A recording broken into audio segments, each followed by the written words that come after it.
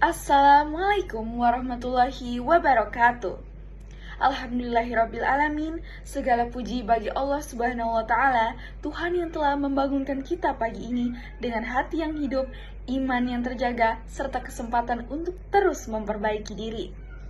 Tidak lupa kita panjatkan salawat serta salam bagi baginda besar Nabi Muhammad SAW, suri tauladan yang mengajarkan kita bahwa kebahagiaan tidak hanya terletak pada harta, tetapi pada hati yang bersyukur.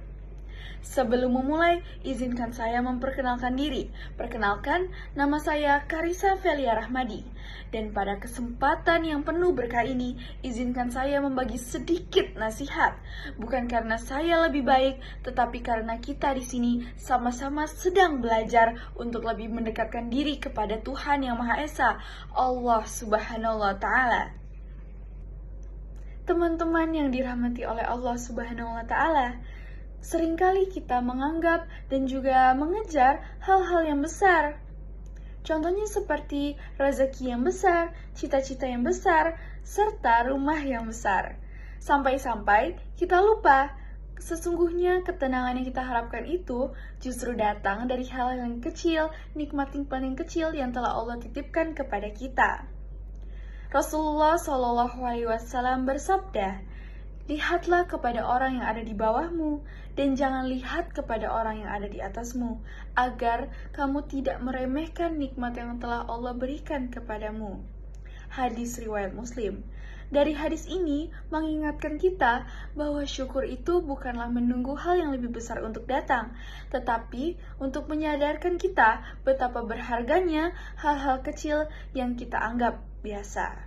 Contohnya seperti nikmat untuk bertaubat, nikmat melihat orang tua tersenyum, nikmat makan walaupun sederhana, serta nikmat bernafas tanpa alat.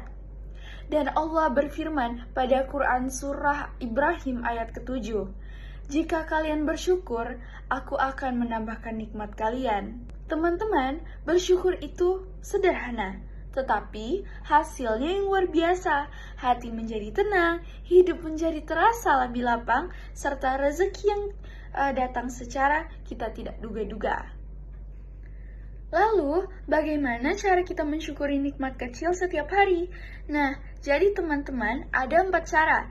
Yang pertama ialah mengucapkan hamdalah, alhamdulillahirabbil alamin pada hal-hal kecil sekalipun. Yang kedua, menggunakan nikmat untuk kebaikan, bukan untuk keburukan ataupun maksiat. Dan yang ketiga ialah jangan membandingkan kehidupan kita dengan kehidupan orang lain secara berlebih-lebihan. Dan yang terakhir adalah menerima nikmat dengan lapang dada sambil tetap berusaha. Jadi kita perlu ikhtiar, setelah itu baru bertawakal kepada Allah Subhanahu wa taala. Teman-teman yang berbahagia, ingatlah, orang yang paling bahagia bukanlah orang yang paling kaya, bukan juga orang yang paling terkenal, ataupun orang yang paling sukses. Tetapi orang yang paling bahagia ialah orang yang pandai bersyukur. Kenapa begitu? Karena bersyukur itu menimbulkan rasa cukup. Dari rasa cukup itulah timbul kehidupan yang tenang dan juga lebih tentram. Mungkin hanya itu sedikit nasihat yang dapat saya sampaikan. Semoga Allah menjadikan kita hamba-hambanya yang melihat kebaikan ataupun keindahan dari hal-hal kecil sekalipun.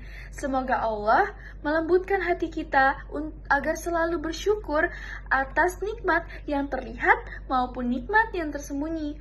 Dan semoga langkah-langkah kita ke depannya selalu dipenuhi dengan keberkahan serta kebaikan yang berlipat-lipat ganda. Terima kasih. Wassalamualaikum warahmatullahi wabarakatuh.